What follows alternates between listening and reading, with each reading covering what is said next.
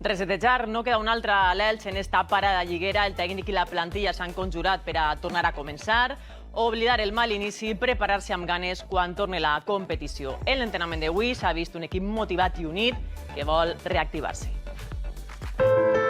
Els jugadors de l'Elx apleguen carregats d'ànims i optimisme al dia Ciborra. Mascarell i Rocco alcen el dit gros a les nostres càmeres.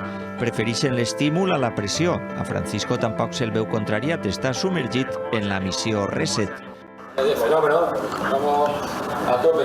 La sessió d'avui ha tingut una part lúdica per a desconnectar. En este començar de zero, el tècnic busca la motivació i la desconnexió perquè els futbolistes es lleven de damunt l'excés de responsabilitat. En el joc calia introduir la pilota en el poal, hi ha hagut un fum de bromes. Josa li ha tapat el rostre amb el peto a Boyer. El davanter argentí s'ha abraçat efusivament amb Palacios. En el rondo es nota l'equip concentrat, pendent. Milla, Collado, Quina, Verdú que entra a furtar-la. Els jugadors saben que es juga quan s'entrena.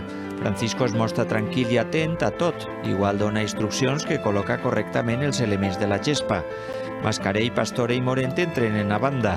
Volen integrar-se pronte al grup i contribuir a la reactivació.